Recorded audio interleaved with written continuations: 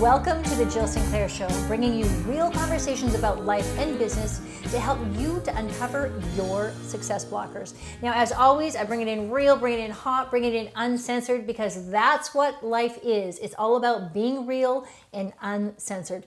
So today, I'm going to dive into kindness, because I had a guy, Victor, I won't give you his last name, he shot me a DM and talking about kindness, and he said, Jill, this being kindness is overrated. Okay, he just left it at that. Of course, I gave him a swift scolding online, shall we say. So in Hustler Sophisticate, my book on Amazon.ca and .com, does kindness win? You bet your sweet ass it does. That I've dedicated an entire chapter to that, about kindness. So here's the thing with kindness. Kindness doesn't mean that people walk over you. Kindness doesn't mean that you don't have a sense of who you are. Kindness does not mean that you lose who you are. Kindness means the exact opposite. Kindness means you have a strength. You have a strength to help other people. You have a strength to have empathy. You have a strength to think beyond yourself and your limiting little, boxes that you put yourself in. I remember I think it was in 2011, I moved back into downtown Vancouver, BC, where I live. I had been living out in the valley, so I dropped back into Vancouver, right in Cole Harbour, those of you who are from Vancouver. And I had just come back from one of my many runs, and there was a woman. She was dressed beautifully. She had her high heels on. She had an outfit on. And she had literally her hands were full of bags. Like, she must have had at least 6 or 7 bags in her hands. And so I walked up to her, and I was all sweaty, baseball hat on, no makeup, nothing. And I just said, hi, you don't know me. Please don't be afraid. I'm just wondering, do you need some help? Can I help you? I'm clearly dressed. I'm all sweaty. I'm dressed to help people move things, apparently. And she said, oh my gosh, you're so kind. Would you please? So I grabbed her bags from her. I let her carry one. I carried the rest of them, and they were pretty heavy. And we ended up walking 5 blocks. I don't know what she was thinking, but we ended up walking 5 blocks. She lived in one of the most beautiful condominium buildings, and we got to know each other really well. It turns out she had just arrived here from Iran, and she was a clothing designer. And she'd only been in the country, I think she said, for a month or something like that. And she just wasn't really familiar with how long it took to get places and all that kind of stuff. And so we just had a brilliant conversation, and it turned out that she got me connected with someone who needed my services at the time, because this is why she came to Canada and Vancouver in particular.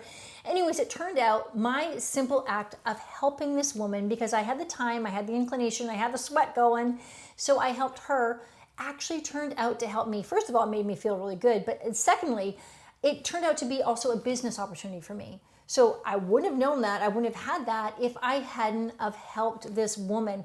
Now, here's the caveat to that. You don't help people in order to get something from them. So this Victor guy, maybe that's where he's thinking, maybe he's trying to be kind and he's not getting anything, so he doesn't like not getting, receiving something from his quote, quote, kindness. Well, you give to give.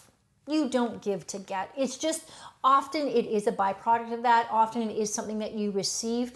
I'm a mentor. I mentor 4 young men, 18 and 19. The 2 are 18 and 2 are 19.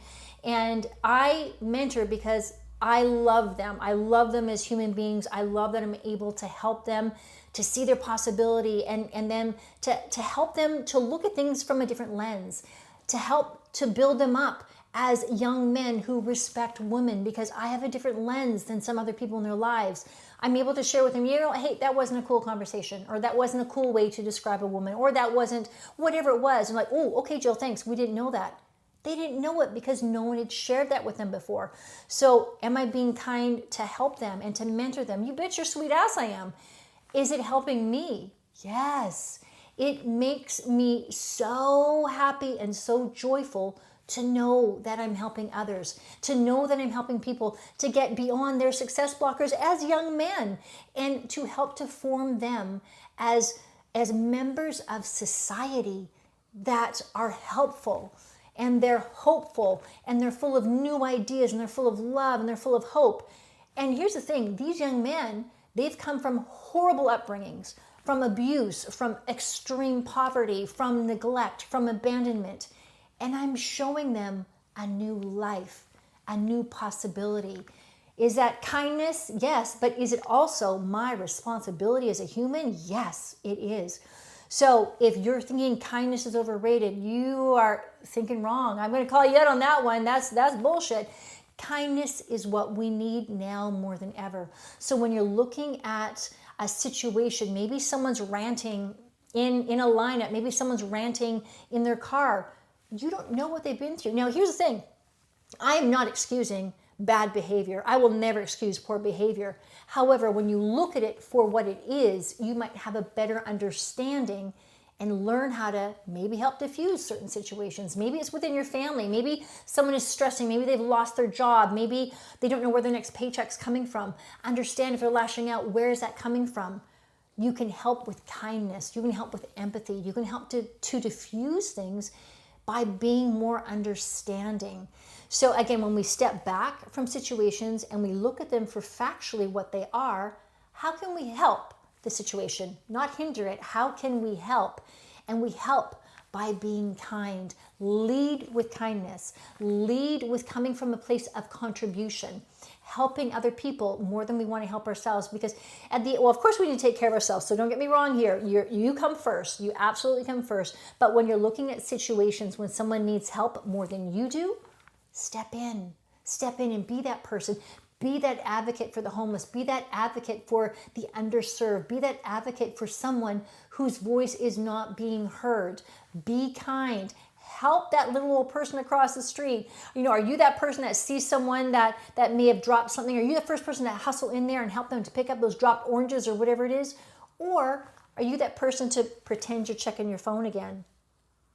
Check who you are. Check who you're being. Because in the end of the day, we can't control each other. We can't control what our actions are.